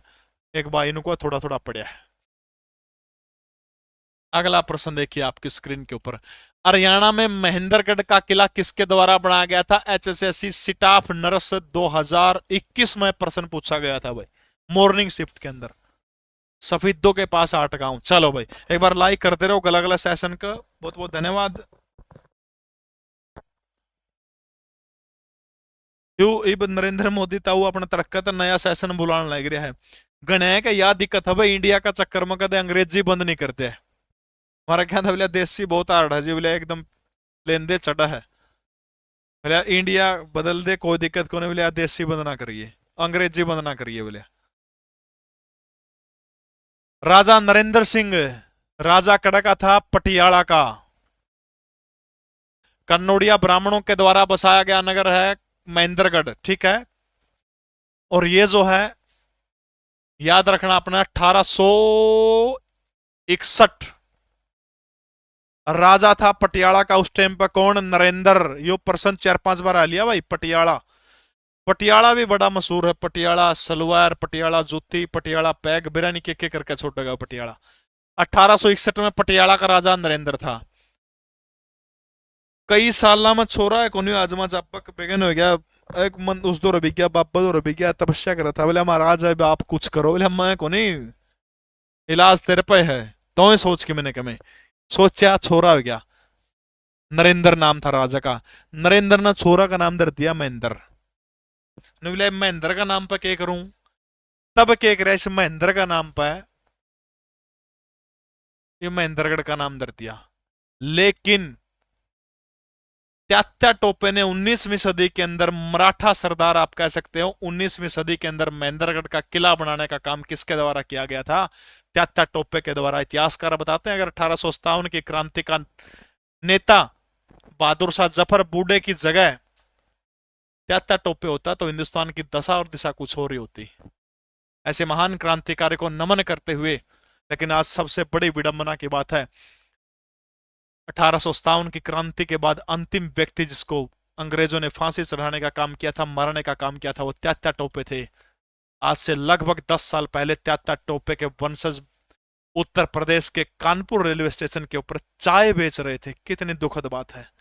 जिस तात्या टोपे ने हिंदुस्तान के लिए अपने प्राण त्यागे थे, आज उसके वंशज कानपुर रेलवे स्टेशन के ऊपर चाय बेच रहे थे। शर्म की बात है, शर्म से झुक जाता मेरा सिर जब इस तरह की खबरें देखता हूं। किसके लिए लड़े थे तात्या टोपे? क्या खुद के लिए लड़े थे?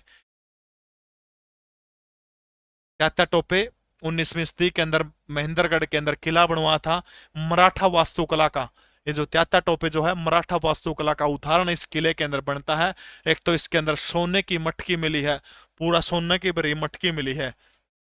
भारत की आजादी के लिए काम लेना चाहते थे तात्या टोपे, वहां पर दबाई गई थी वो, लेकिन इलाज नहीं है, वो यहीं रहेगी, बाद में उसको मिली है। 52 कोठियां किसके अंदर मिली है? 40+12 52 कोठियां मिली है इसी के अंदर, महेंद्रगढ़ के किले के अंदर। तो बात समझ में आएगी भाई। नाम जो है इसका नाम त्यात्या, इस जो किला जो है महेंद्रगढ़ का, इसका नाम किसके ऊपर, सॉरी, महेंद्रगढ़ का नाम महेंद्रगढ़ किसके नाम के ऊपर रखा गया? महेंद्र सिंह के नाम के ऊपर। किसने रखा? नरेंद्र सिंह ने। किला किसने बनवाया? तात्या टोपे ने। बात समझ में आएगी। अगला प्रश्न आपकी स्क्रीन के ऊपर।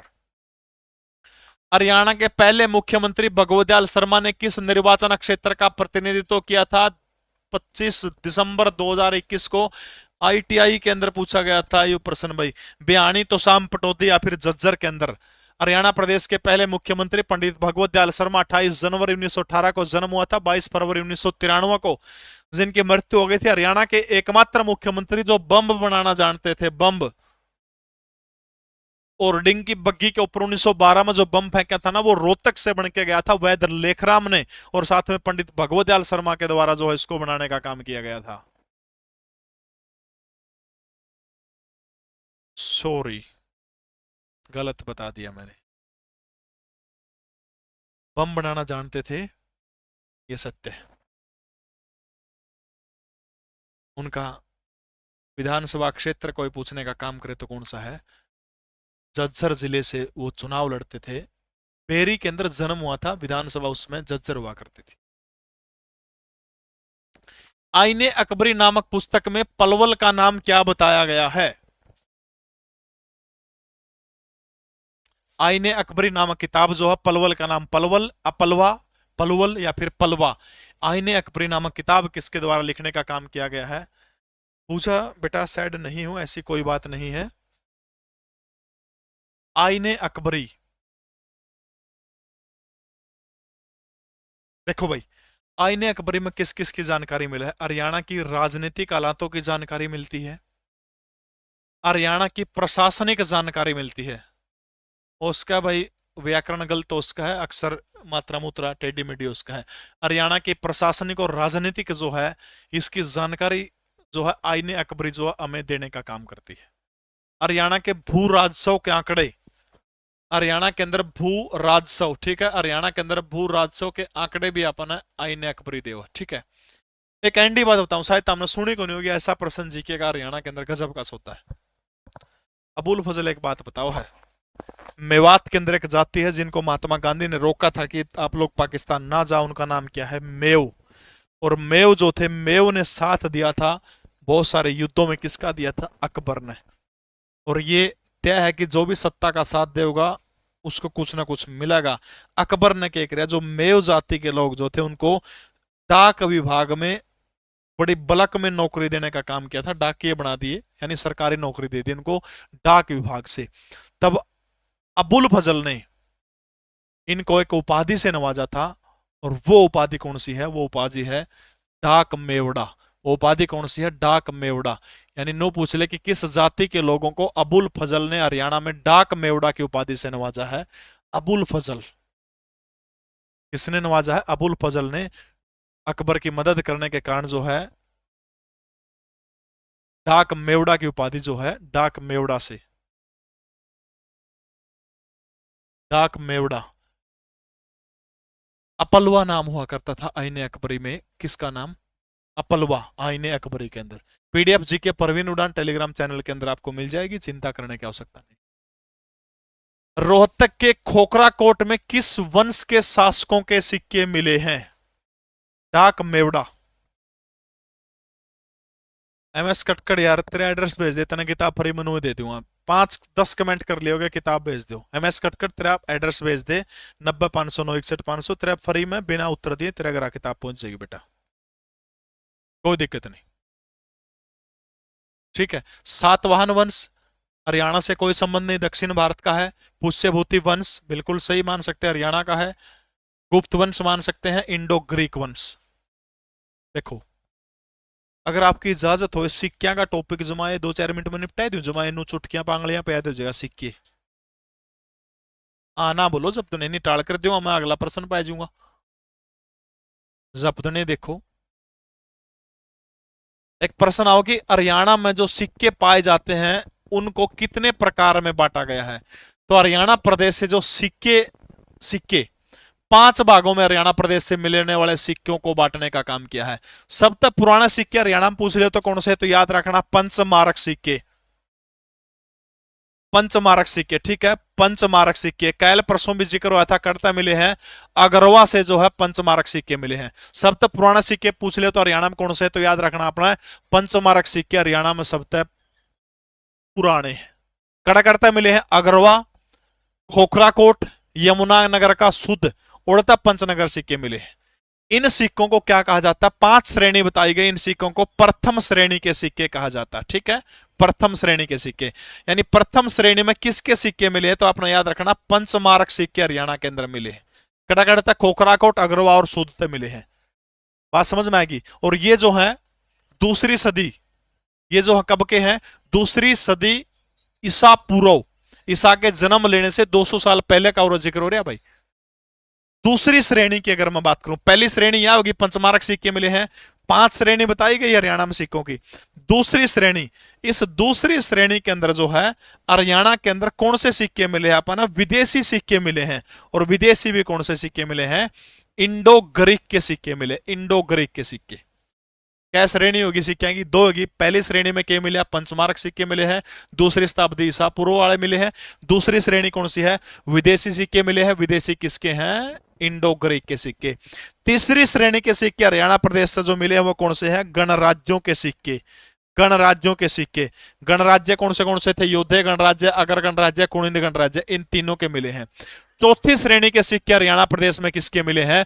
गुप्त वंश के सिक्कों को हरियाणा में कौन सी श्रेणी में माना गया? चौथी श्रेणी के अंदर। और 5वीं श्रेणी के अंदर किस किस को माना गया है? 5वीं श्रेणी के सिक्कों के अंदर पुष्यभूति, तोमर, और एक और क्या बच गया, चौहान वंश के सिक्के जो है उनको पांचवी श्रेणी के अंदर माना है। सिक्कों की 5 श्रेणी होगी।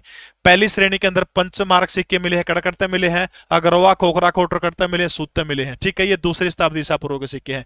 दूसरी श्रेणी में विदेशी सिक्के मिले हैं, इंडो ग्रीक के जो खोखरा कोटते मिले हैं। तीसरी श्रेणी के अंदर जो है किसके मिले हैं, गणराज्यों के सिक्के मिले, योद्धे कुनिंद अगर गणराज्य के। चौथी श्रेणी के अंदर गुप्त वंश के, और पांचवी श्रेणी के अंदर तोमर वंश के सिक्के आप कह सको, चौहानों के सिक्के आप कह सको, प्रतिहार के कह सको, गुर्जर वंश के आप कह सको।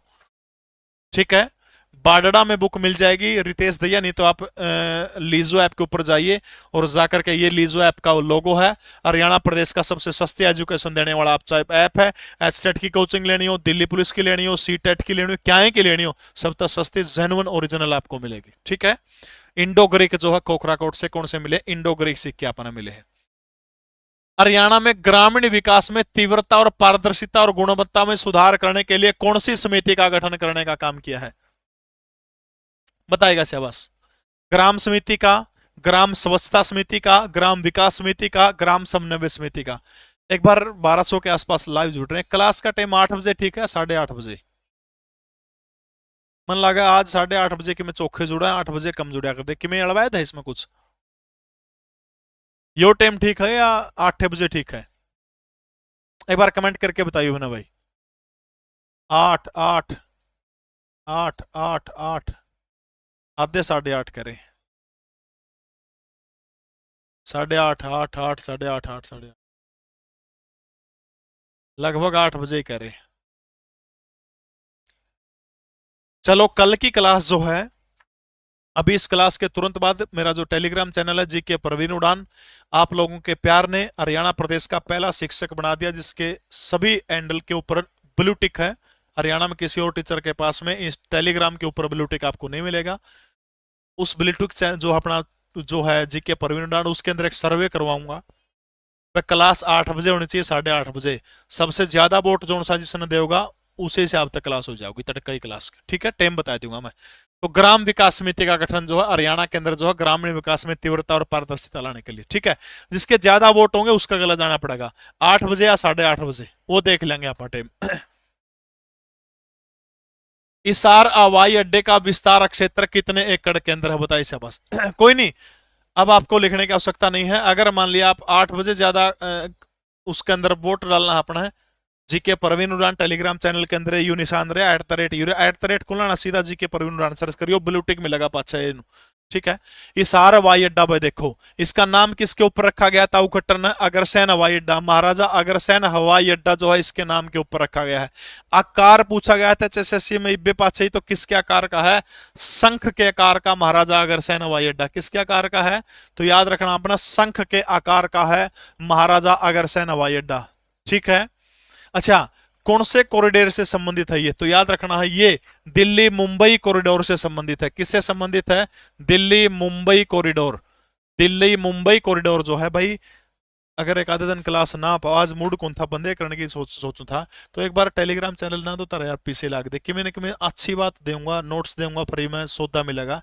तो यार एक बार कहना था इसमें ज्वाइन कर देने की इलाका है, जी के प्रवीण उड़ान लिखना है, कब तने बटन दाबना, ज्वाइन हो जाएगा, कर लिया करो यार। मुझे देखो भाई, दिल्ली मुंबई कॉरिडोर, दिल्ली मुंबई कॉरिडोर। ठीक है, दिल्ली मुंबई कॉरिडोर। बहुत बहुत धन्यवाद सर, आप कितनी लड़कियों की शादी करवा दी, अब तक 28 लड़कियों की शादी करी, बहनों की शादी जनता के सहयोग से। लेकिन उसमें एक अच्छी चीज हमने करी कि 1-1 रुपए का हिसाब हमने दिया है। लगभग 12,04,000 रुपए अपने पास आए थे, 1-1 रुपए का हिसाब दिया वीडियो में। पहली बार हरियाणा प्रदेश के अंदर 1-1 रुपए का हिसाब दिया है। वो पेज है जिसके ऊपर से मैं सारी गतिविधियां करता हूं, प्रवीण उड़ान के नाम से आप सर्च करोगे तो ब्लू टिक मिलेगा, उसके ऊपर जाके आप लोग लाइक करना। एक काम कर दियो, जाते जाते रेटिंग दे दियो आज वो उस पेज पे, थोड़ा बैठ रहा ठीक हो जाएगा, रेटिंग जरूर दे दियो आप। ठीक है, तेरा भी करवा दूंगा बेटा, ना चिंता करे। देखो भाई, 4194 एकड़ के अंदर इसार हवाई अड्डे का विस्तार है। 2-3 बात याद रखनी है, मुंबई दिल्ली कॉरिडोर जो है औद्योगिक कॉरिडोर, इसका हिस्सा बना गया है। काउंटर मैग्नेट सिटी का दर्जा हरियाणा के हिसार जिले को दिया गया है, यह बात याद रख लियो। संख के आकार का है, 4000 से ऊपर किले, 4194 एकड़ जो है इसका ये टोटल जो है एरिया बताया गया है। और मनोहर लाल खट्टर ने किसके नाम के ऊपर रखा है, पीडीएफ सेंड कर दूंगा, बना चिंता करो यार। हरियाणा राज्य का पहला विद्युतीकरण रेल मार्ग कौन सा है? नु पूछा है हरियाणा में पहला ओ मार्ग कौन सा है? जड़ा बिजली आई थी उस रेल की लाइन के ऊपर को तार आई थी, वो मार्ग पूछ रखा है अपना, वो बताना है। बताओ वैसे आवाज। सबसे पहले देखो हरियाणा के अंदर रेल कड़ा आई थी 1873 के अंदर, 1873 रेवाड़ी, और चाली भी कब थी वो तारीख थी, या लिख दी रहा, या सबका याद पाओगे तारीख 14 फरवरी, 14 फरवरी 1873। भाई पढ़ ले, डी ग्रुप में फायदा हो जाएगा, ब्याह हो जाएगा, इस तारीख का में फायदा हो जाएगा। और नहीं तो बेटा खाट तक कौन सी साइड उतर ली, धनु साइड, एक के चप्पला की जोड़ी पाओगे, एक के पढ़ भी सका है इतना खाट पता है। बताओ वैसा बस। 14 फरवरी 1873 को रेवाड़ी के अंदर कड़ा है, रेवाड़ी के अंदर हरियाणा प्रदेश के अंदर पहली बार ट्रेन जो कड़ा चाली है, रेवाड़ी के अंदर चाली है, तारीख है 14 फरवरी 1873 के अंदर। हरियाणा में सबसे ज्यादा राजस्व, हरियाणा के अंदर सर्वाधिक राजस्व देने वाला, हरियाणा के अंदर सर्वाधिक राजस्व देने वाला प्लेटफॉर्म कौन सा है, रेलवे स्टेशन कौन सा है? बस रहा है वो रेवाड़ी जो है, रेवाड़ी रेलवे स्टेशन हरियाणा के अंदर सबसे ज्यादा राजस्व देने वाला है। ठीक है। हरियाणा का पहला एलिवेटेड ट्रैक, बस भाई प्रश्न पूछूंगा वो बता दियो जो सा बताओगा। एक किताब और दे दूंगा, पहले वाली किताब जो गणगस था कौन सा था बता दियो भाई। एक प्रश्न और पूछूंगा बस इस पे। हरियाणा की पहली एलिवेटेड ट्रैक बताओ शाबाश। हरियाणा प्रदेश का पहला, एक आधा तो नहीं सी बात है वर्ष, चल मेरे तो मुंह तो लिखड़े जे भाई इसी आदत तेरी पढ़ाने की, मैं क्या करूं, रहा भी कौन जानता। और फिर एक आधा जमा छोटे छोटे के बैच जानो इन बातों में सही को नहीं होता जमा है मेरे यार, थोड़ा मोटा लीड ले लिया करो यार, किम बात नहीं, सारे समझदार होता मैं यार, को पागल थोड़े ना बालक। पहला एलिवेटेड ट्रैक गोवाना से रोहतक के बीच में। चलो भाई, अभी वो वक्त आ गया जब हरियाणा की एक बेहतरीन किताब 15 प्रैक्टिस सेट ग्रुप डी के हिंदी और अंग्रेजी दोनों भाषाओं के अंदर 1500 प्रश्न है टोटल। हरियाणा का करंट अफेयर एक साल के मुख्य मुख्य बिंदु इस किताब के अंदर दिए गए हैं। प्रश्न आपसे पूछता हूं, गजब का प्रश्न होगा।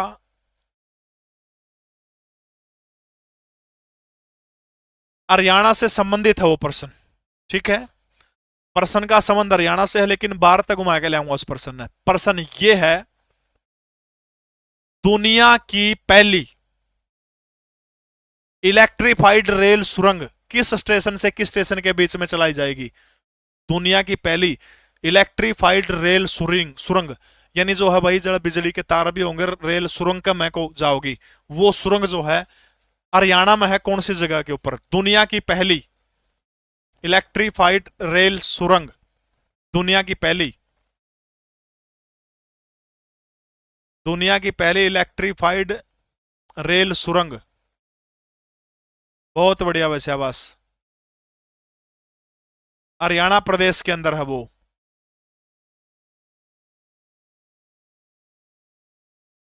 दुनिया की पहली इलेक्ट्रिफाइड रेल सुरंग।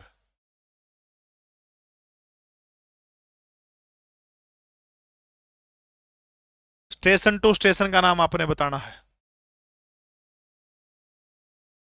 दुनिया की पहली इलेक्ट्रिफाइड रेल सुरंग। मोहित, बिल्कुल सही उत्तर आपने दिया है।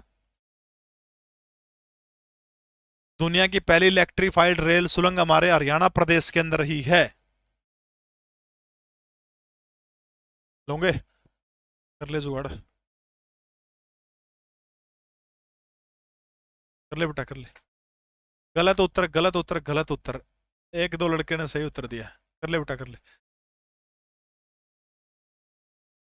इस प्रश्न का सही उत्तर है अरावली की पहाड़ियों में, सोहना से मेवात के बीच में, सोहना टू मेवात।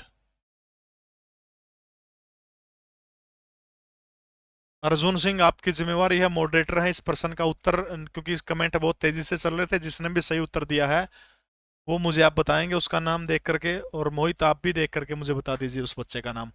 ये किताब आपके घर के ऊपर भेज दी जाएगी, हरियाणा ग्रुप डी की 15 प्रैक्टिस सेट की किताब, हिंदी और अंग्रेजी दोनों भाषाओं के अंदर किताब आपको मिलेगी। भाई 120-130 रुपए में 40 रुपए मिल जाओगी, ऑनलाइन खरीदोगे तो आपका 20-30 रुपए और लग जाए, 100-180 में ऑनलाइन पड़ जाओ आपका, ठीक है। तो हरियाणा का पहला विद्युत मार्ग कौन सा, यो है भाई दिल्ली अम्बाड़ा अमृतसर रेलवे मार्ग। दिल्ली अम्बाड़ा अमृतसर रेलवे मार्ग जो है, ये हरियाणा का पहला जो है विद्युतीकरण मार्ग था, जिसके ऊपर को लाइट थी। तो इलेक्ट्रीफाइड रेल सुरंग जो है 1 किलोमीटर की सुरंग है, रावली की पहाड़ियों में सोहना से लेकर के मेवात तक जो है ये सुरंग जाती है, ठीक है। अगला प्रश्न आपकी स्क्रीन के ऊपर रहा, निम्नलिखित कथनों में से नो पूछना भाई, सही की पहचान करनी है, ठीक कौन सा होता है, इसमें ओ बताने का काम करना है। अंतरराष्ट्रीय सौर गठबंधन की स्थापना 25 जनवरी 2016 को हरियाणा के गुड़गांव में की गई थी। बिल्कुल सही है, हेडक्वार्टर कड़ा पड़ा इसका गुड़गांव के अंदर पड़ा है। हरियाणा की मोरनी तथा अरावली की पहाड़ियों में पवन ऊर्जा का प्रचुर भंडार है, यह भी सही बात है। हरियाणा के पंचकुला गुड़गांव महेंद्रगढ़ में मॉनिटरिंग स्टेशन बनाए गए, यह भी ठीक बात है। फसल के अवशेष जलाने के कारण उत्पन्न हो रही समस्याओं के लिए जैव ऊर्जा नीति 2018 को, सारी ये सच्ची सच्ची बात है। देखो ये इस तरह के प्रश्न पूछ लियो, सारे पॉइंट जो है ये आप नोट कर लियो, सारा का सारा होता है। अगला प्रश्न देखिएगा, राजीव गांधी अक्षय ऊर्जा पार्क कब स्थापित किया गया, कब किया गया था। लीसो ऐप आप सभी डाउनलोड कर सकते हैं, एचटेट का बैच हो, ग्रुप डी का बैच हो, थ्योरी आपने पढ़नी तो लीसो ऐप के ऊपर जाना पड़ेगा। हरियाणा प्रदेश का सबसे सस्ते एजुकेशन देने वाला ऐप है और टॉप के एजुकेशन आपने मिलेगा, ऐसा नहीं कोई डंगा मिलेगा उड़ा। राजीव गांधी अक्षय ऊर्जा पार्क को स्थापना कब करने का काम किया गया था, बताइए शाबाश। 2002 के अंदर, 2007 के अंदर, 2004 के अंदर या फिर 2010 के अंदर। भारत के सबसे युवा प्रधानमंत्री थे पायलट राजीव गांधी। कब किया गया था, 2007, 7, 7, 7।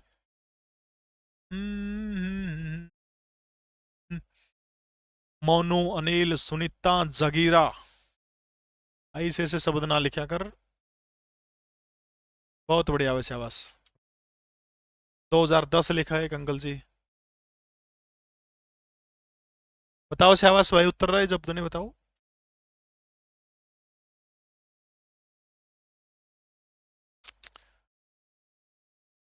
आद्य गलत उत्तर है, आद्या का ठीक उत्तर है, किसकी मान लो, आद्या का गलत है, आद्या का ठीक। चलो ये गृह कार्य है, बाद में कमेंट कर देना इस प्रश्न के लिए। हरियाणा के हनुमान चट्टी में, हनुमान चट्टी में अनुमान गंगा का मिलन कौन सी नदी में होता है। एचएसएससी फीटर में पूछा गया था 2021 में, एनडी प्रश्न है टॉप का। अनुमान गंगा नदी का मिलन जो है वो कौन सी नदी के अंदर होता है, यह बात पूछ रखी है। सबसे पहले हरियाणा की नदी कौन सी है, दोहन नदी है। कौन सी नदी है, दोहन नदी है। जयपुर की पहाड़ी कड़ता निकला है या जयपुर की पहाड़ियों से, और जयपुर की पहाड़ियों से जगह कौन सी है, नीम का थाना, और इसी नीम का थाना से निकलती है और हरियाणा के महेंद्रगढ़ में आकर के यह नदी क्या हो जाती है, विलुप्त हो जाती है। ठीक है, कड़ा क्या विलुप्त हो जाती है, महेंद्रगढ़ के अंदर जाकर के यह नदी क्या हो जाती है, विलुप्त हो जाती है। इसके बाद कृष्णा नदी है, कृष्णा नदी भी जो है जयपुर की पहाड़ियों से नीम का थाना जो है, नीम का थाना के अंदर यहीं से नदी निकलती है। रेवाड़ी है, आपका महेंद्रगढ़ है, कोसली है, झज्जर है, इन जिलों से होते हुए बहरोड जो है, बहरोड के नाले के अंदर जाकर के नदी क्या हो जाती है, सम्मानित हो जाती है। अगली नदी हमारी बच जाती है यमुना नदी। कहां से निकलती है यमुना नदी, सभी को पता है, यमुनोत्री से निकलती है, चंपासर ग्लेशियर से निकलती है।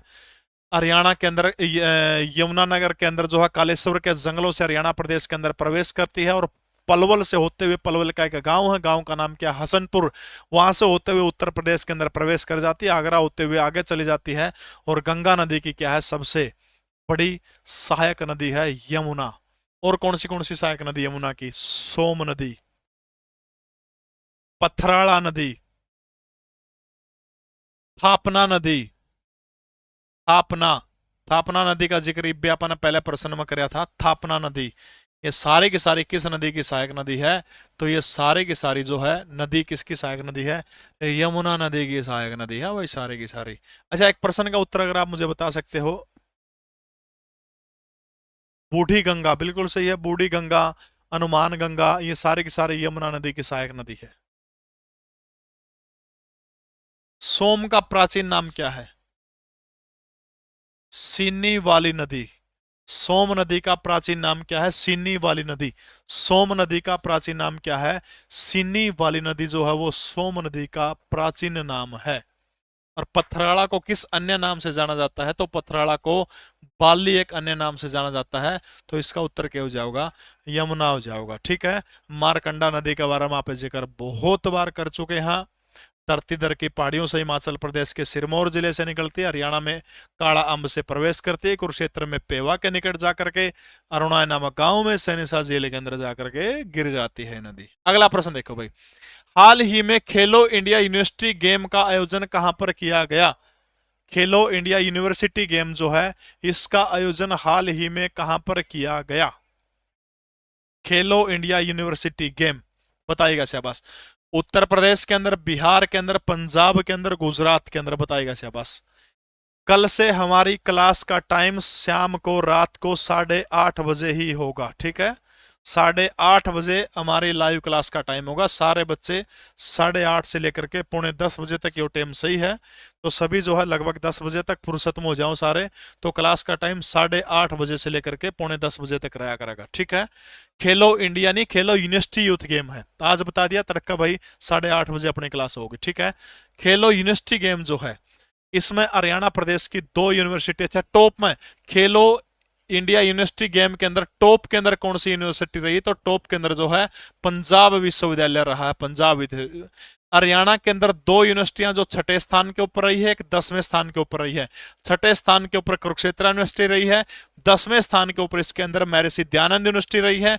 कुरुक्षेत्र यूनिवर्सिटी ने 28 पदक जीते हैं, जबकि एमडीयू ने 26 पदक जीतने का काम किया है। ठीक है, ये जो खेलो इंडिया यूनिवर्सिटी गेम कड़ा आयोजित किए गए थे उत्तर प्रदेश के अंदर आयोजित किए गए थे। टॉप के अंदर कौन सा यूनिवर्सिटी रही है? पंजाब यूनिवर्सिटी। हरियाणा की टॉप 10 में 6ठे नंबर पे यूनिवर्सिटी कौन सी रही? कुरुक्षेत्र यूनिवर्सिटी रही है। जबकि 10वें नंबर के ऊपर जो है महर्षि दयानंद यूनिवर्सिटी 26 पदक जीते हैं। कुरुक्षेत्र यूनिवर्सिटी ने कितने पदक जीतने का काम किया है? 28 पदक जीत के 6ठे नंबर के ऊपर कुरुक्षेत्र यूनिवर्सिटी रही है। ठीक है दोस्तों, लीसो ऐप सारे के सारे फोन में डाउनलोड करिए। जिन्हें भी ऑनलाइन बुक लेनी है लीसो ऐप के ऊपर जाइएगा और बुक के ऊपर जो है जाओगे तो बाई नाउ करोगे तो आपने मिल जाओगे। ऑफलाइन हरियाणा प्रदेश के प्रत्येक बुक डिपो के ऊपर 1500 प्रश्न इसके अंदर है और plus current affair solution Hindi अंग्रेजी भाषा के अंदर टॉप की है। जिससे भी लई है गजब की चीज है। एरर फ्री सौदा है, एरर फ्री बिल्कुल करा सोना। आप इसको देख सकते हैं। लीसो ऐप डाउनलोड करिएगा जरूर। सभी के फोन के अंदर पीडीएफ जीके प्रवीण उड़ान टेलीग्राम चैनल आप जरूर ज्वाइन करिएगा, उसके ऊपर मिल जाएगी। आज हम लोग इतना ही करते हैं। अगली मुलाकात हमारी तड़का होगी। इससे पहले 5 बजे तड़का हिंदी की क्लास माननीय अभिमन्यु शास्त्री की। 2-3 दिन में आपकी साइंस की मैडम अपना आ जाओगी, उसके हो जाओगी। शुभ रात्रि, धन्यवाद। तड़का अपनी क्लास ठीक 8:30 बजे होगी रात में। ठीक है, बहुत बहुत धन्यवाद आप सभी का। जय हिंद, भारत माता की जय हो, वंदे मातरम भाई। बहुत बहुत धन्यवाद इतना लंबे समय तक झेलने के लिए।